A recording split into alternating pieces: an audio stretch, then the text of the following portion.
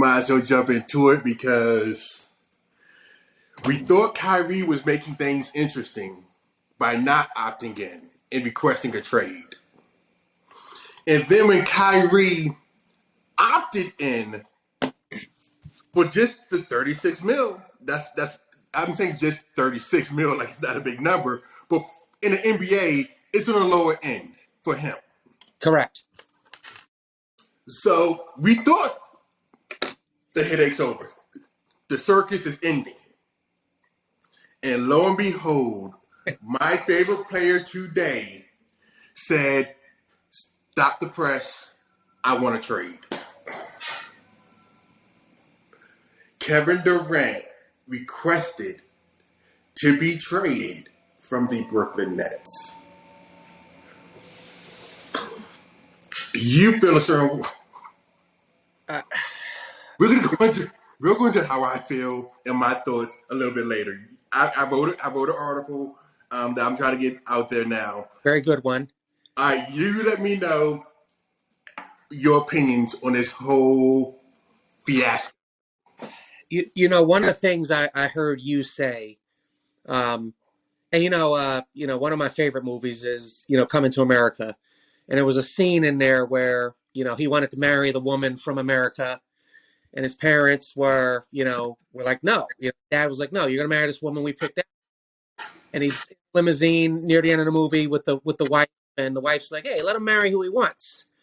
And, he goes, hey, that's not tradition. And she goes, well, it's also tradition that times change, that things change. And I remember you saying something in something I saw on one of our Facebook groups, that entertains us very much, where you said that, hey, guys like LeBron and Curry and Durant, they're partners. Guys like you and me, we signed an NBA contract, we're players. Durant, he's a partner too. And I think that in a partnership or a relationship, there are certain expectations. You and I both know, being in the military, if you are a recruiter and you're hitting your numbers better than the other recruiters, you get away with things that other recruiters don't. It is what it is. We have a term in the military called RHIP, rank hazardous privileges. Yes, you wore the same uniform that a sergeant major wore. Yes, you did the same thing to earn your title that a sergeant major did, but he or she has more privileges than you do. You're your rank forward. Right.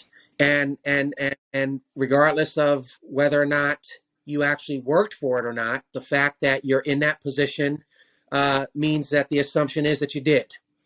Now, I digress. KD comes over to Brooklyn, and they knew he wasn't going to play a game for a whole season. They knew it.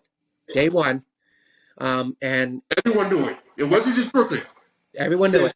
They knew it. The entire NBA still wanted this man, right. But they knew he wasn't going to be a Kobe. He wasn't going to be a Peterson.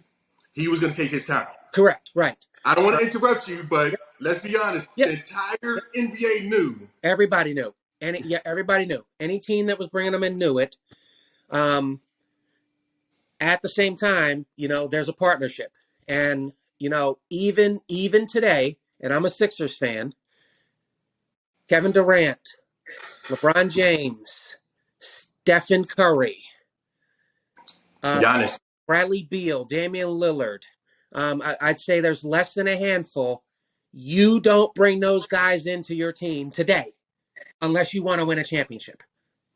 And Brooklyn brings in KD. Hey, we're going to win a title, and we are willing to sit out a year, to have you sit out a year to win a title. I would really like, and KD is a silent guy. I'd like to know from him why. When you woke up in the morning and you decided you were going to reach out to the owner or GM of the organization and ask for a trade, the why. What's the truth? Because I will tell you that Brooklyn team, as is, with KD and Uncle Drew, I call him, they ain't losing that series if they play 10 times in a row to Boston. KD had a bad series. Uncle Drew showed up. The thing about Kyrie You know, I think his actions were selfish in the result that it produced. Um, I wouldn't say that necessarily his thought process was 100% selfish. Not what I would do, but you know, people look at results. And I know we're going to talk about the WNBA, but you know, the size of your platform dictates how much the public's going to tolerate. It is what it is, and LeBron James has a bigger platform to say things than you and me. But he, you know, Brittany Grinder has a big enough platform where the president of the United States is going to pick up the phone. God, it's just there's just so much to unpack because I don't think the Brooklyn organization is wrong for feeling the way that they are. It's a KD business. is not wrong for doing what he did in Golden State, and he's not wrong now.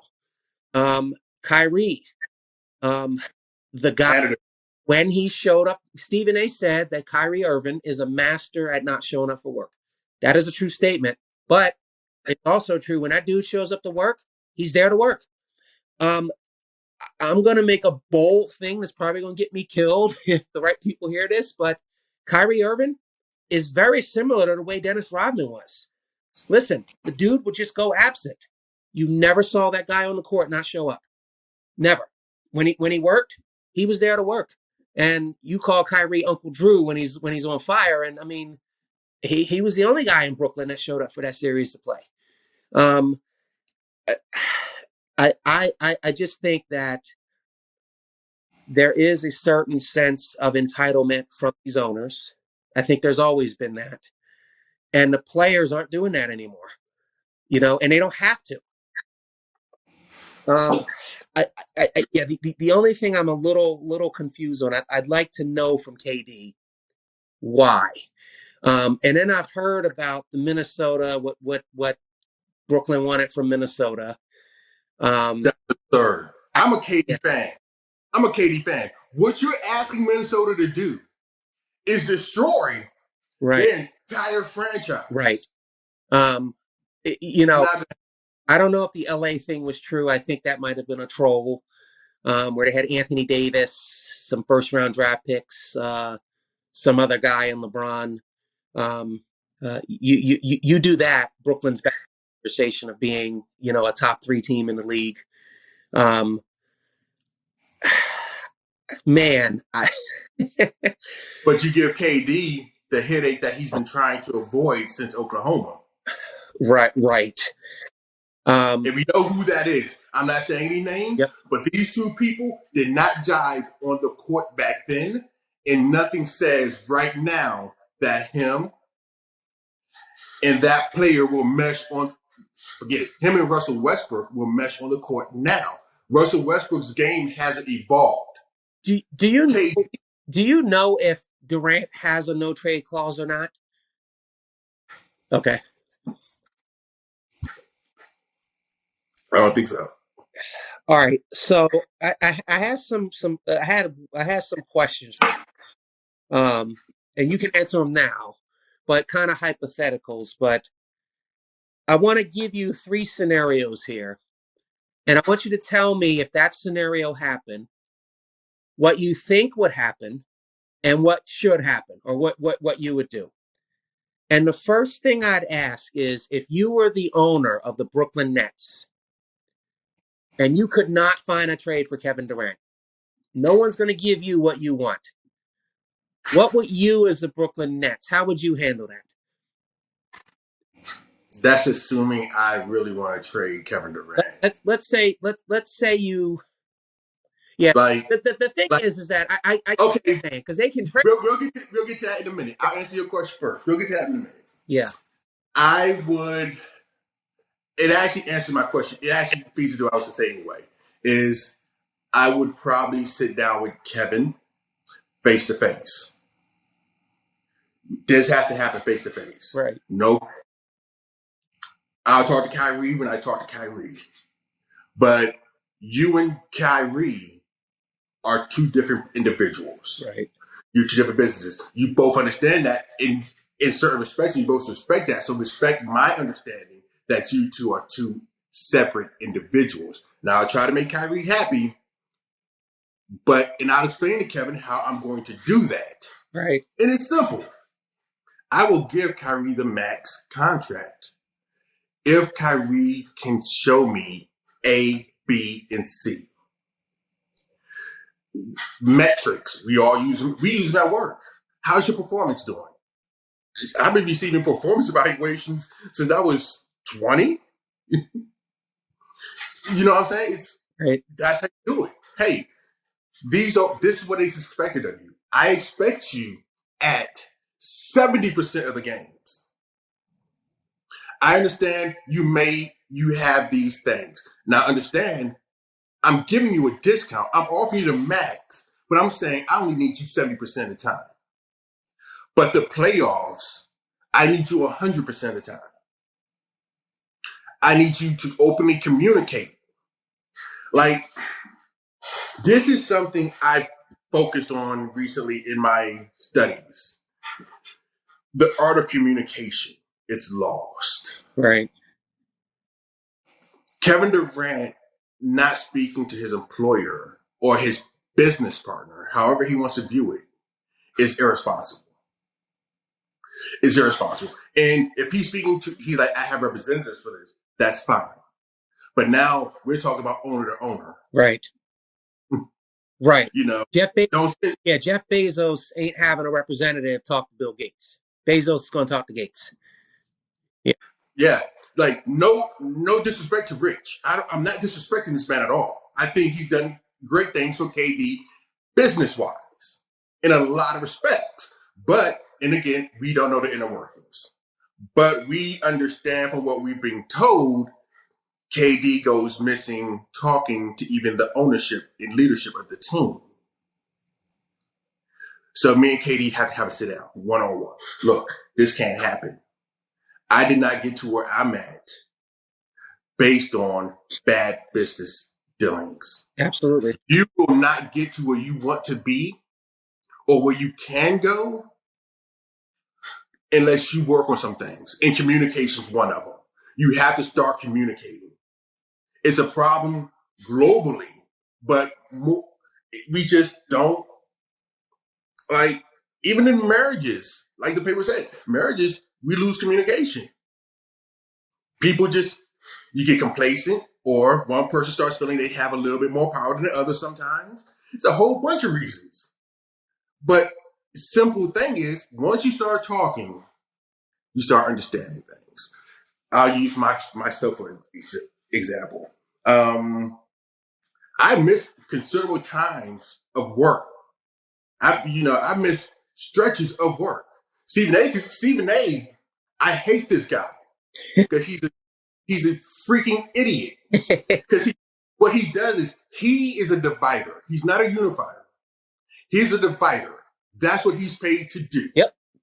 Throw out hot takes and divide people. That's not what we need right now, though. That's only hurting us as a person, as a people.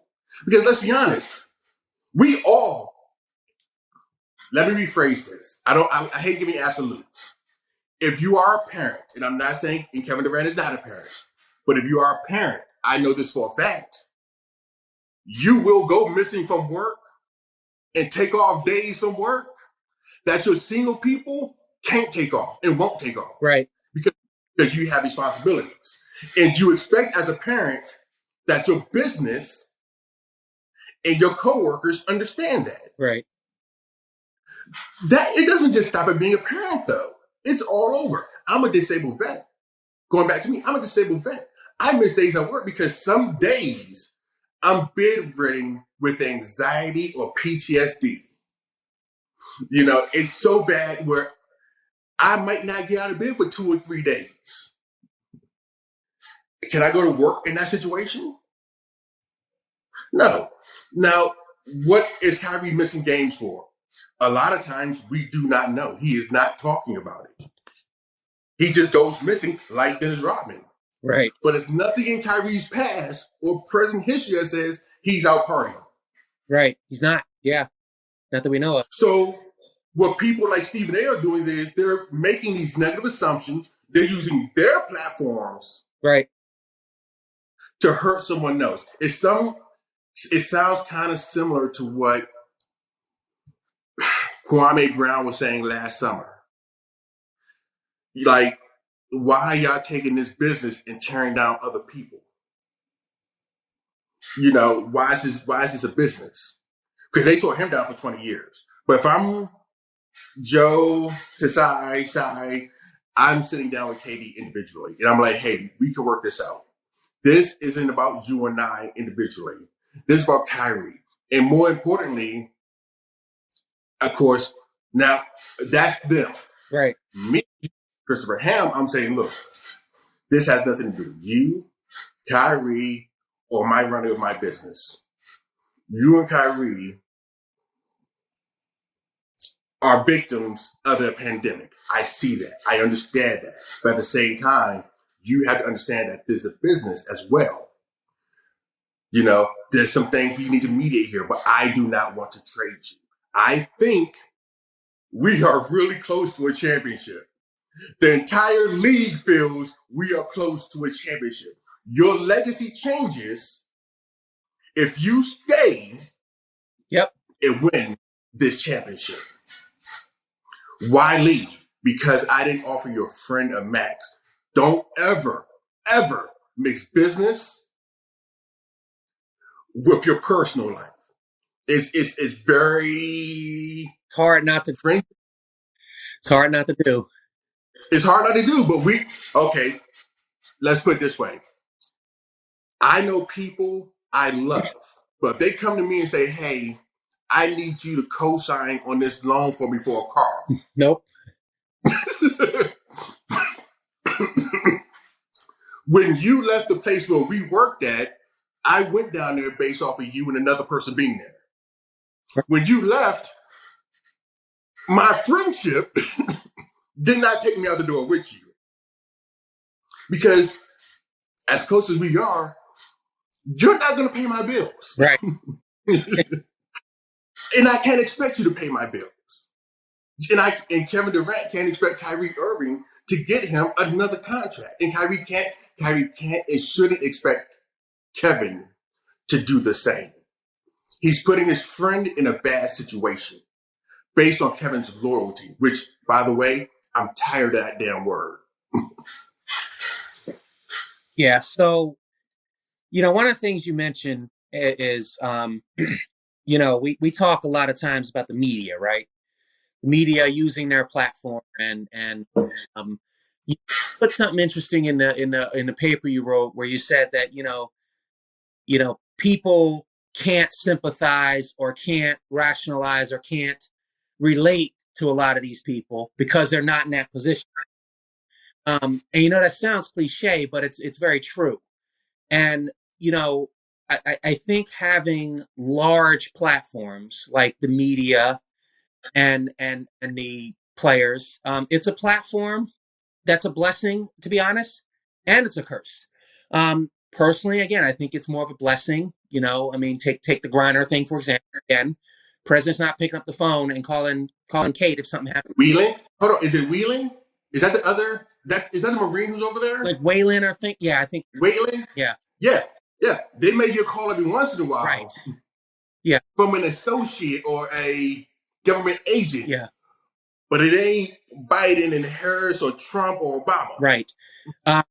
So, again, I'm going to be careful about the words I choose here, because I don't ever want to think that I don't have sympathy for somebody, because I do. But, that platform today is going to be more of a blessing. And you look at a guy like Katie, mom raised them. I mean, this guy has put his mother in a position where she's never going to have to lift another finger again. And he's earned that. He worked his butt off to do that. LeBron James, regardless of what people think about him and his political stance and all that stuff, he has done more good now than he would ever do if he decided to do bad the rest of his life. Now, with that, you're going to have people that treat you unfairly. It is what it is. I worked a certain way in one of my previous employers, going to remain anonymous. Worked my butt and worked my way up. Came into that place as a temporary employee, and worked up to a very high senior position. Um, I made a lot of people above me successful. A lot, a lot. I made a lot of people above me look very good. And at the end of the day, because they didn't like certain things I said or did, none of which were illegal or anything, they just didn't agree with it. I look like a villain. And you look at this guy, Kevin Durant, and what he's done for the league. And again, it's not fair the way that people are looking at him or treating him. But at the same time, you've got a platform that they don't. And, right. And they never will have. So again, I'm a fan of always hearing people's different perspectives.